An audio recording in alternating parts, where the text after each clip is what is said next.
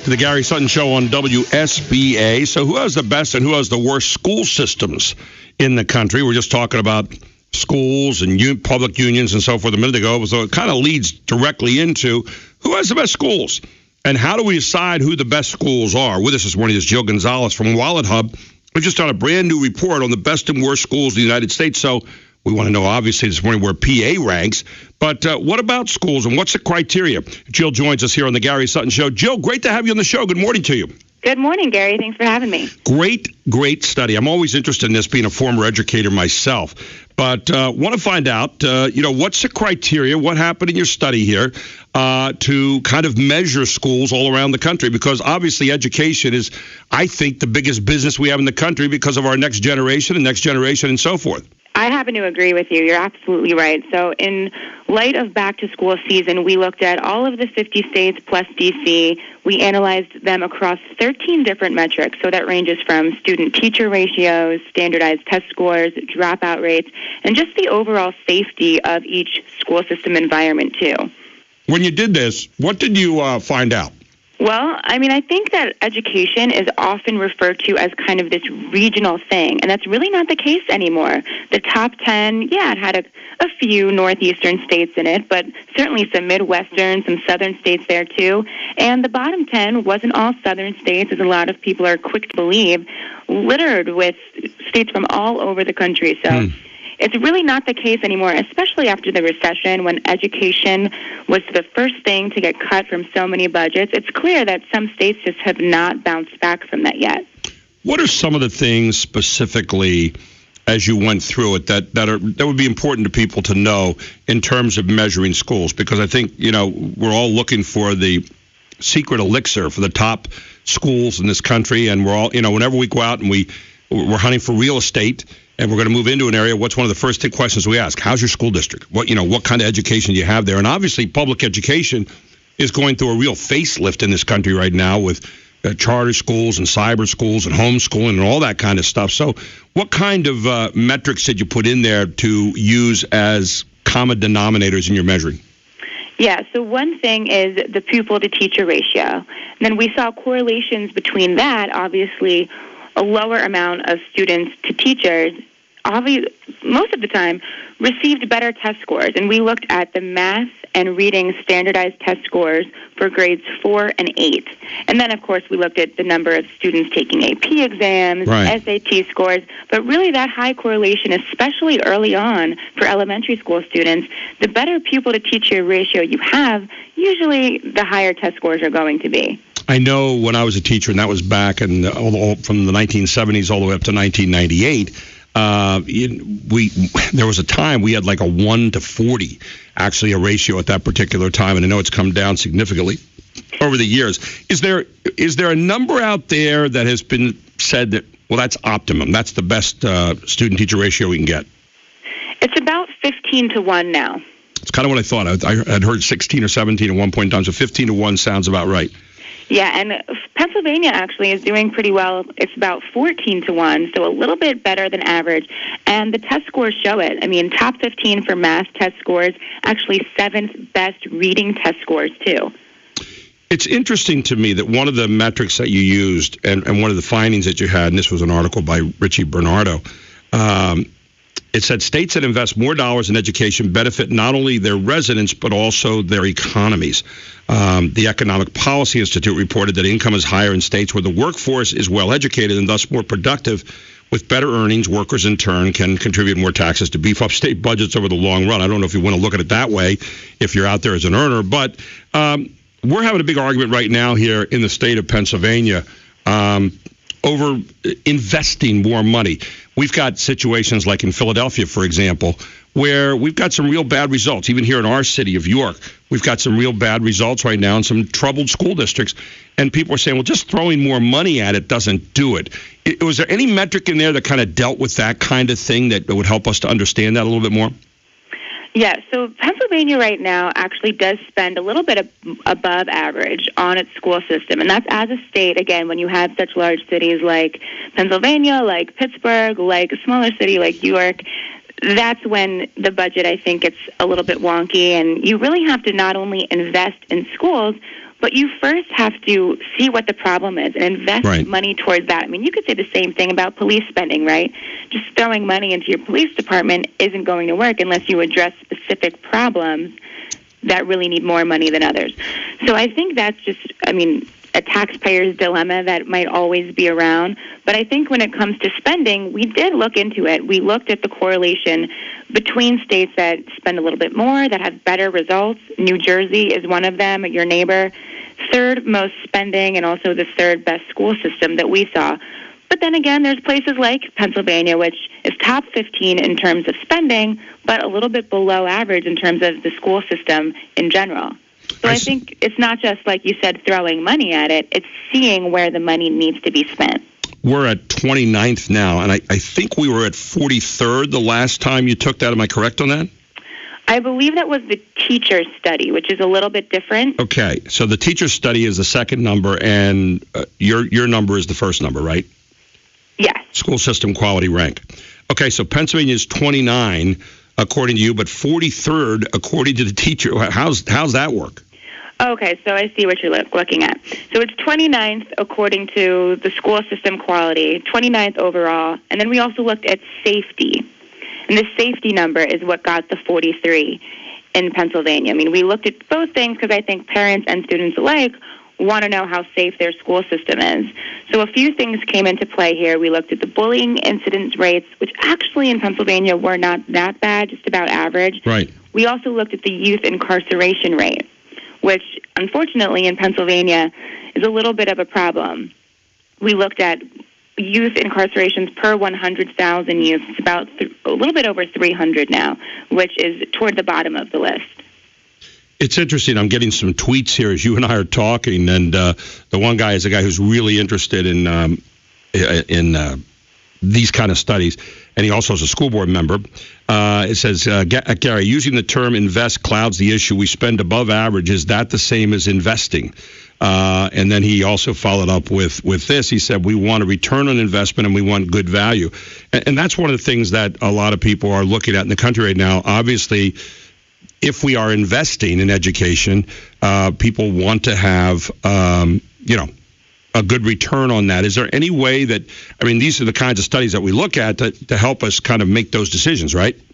Exactly. So basically your investment right now could be ranked at 12 out of the 50 states, but your ROI, your return on investment, could be seen as 29, basically. Wow. So obviously you're not getting the most bang for your buck here. And I think ROI here is the quality of school systems. We look at things like dropout rates, things like that. Pennsylvania dropout rate's about 14% right now. Not too bad at all. And I think one way to really curb that even more is to invest, is to look at online public schools, remote learning opportunities too. Because for people and students who don't really value that brick and mortar learning environment or don't do well in it, that's where they can really get a lot from their online public schools. And we've seen that fluctuation there, places like Florida, Washington. When they increase the number of online opportunities, that's when dropout rates decrease. We're talking with Jill Gonzalez from Wallethub on the report on the best and worst schools in the United States. So Pennsylvania, we'll use our state as an example, we're ranked 12th in spending, but we're 29th in what we're getting back on the return on investment. So what are if we're not doing too bad, and I think you mentioned there was one area a moment ago, what are the areas that we are doing badly in that are dragging us down where we're not, at least 29th and equal to the spending that we're making, or at least 12th equal to the spending that we're making right now? Well, the other things we looked at, so we mentioned that the elementary score test scores were very good. But then we looked at some things in high school, too.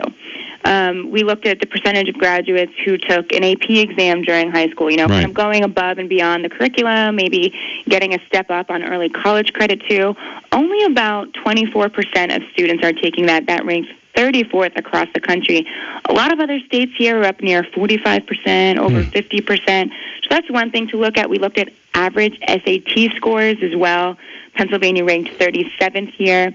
We looked at this per section. So obviously the best score you can get is 300. On average, people in PA are getting about 493.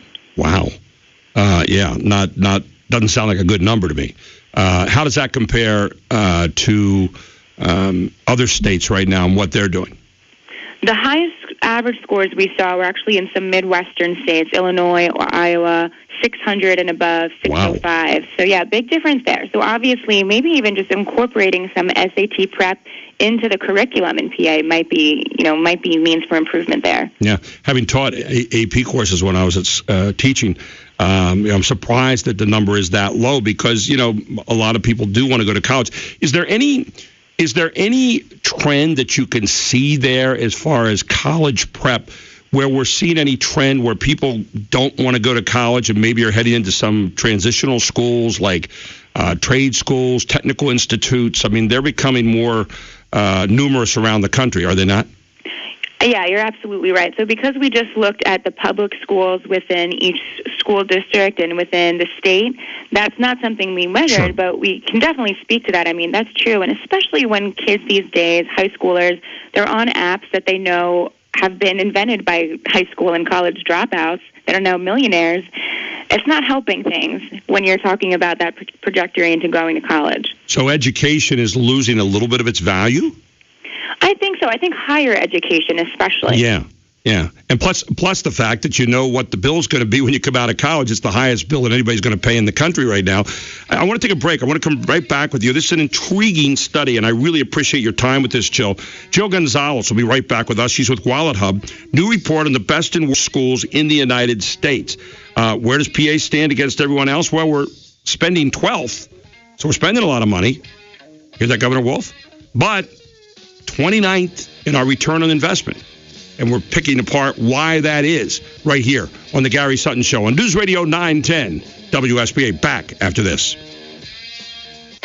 Welcome back to the Gary Sutton Show on WSBA. We're talking about school systems around the country and what state has the best. Jill Gonzalez is with Wallethub. They did a report on the best and worst schools in the United States. So, Jill, everyone likes to know who's number one and who's number 51 in the country. And, I was a little surprised at 51, by the way, but who's number one and who's number 51?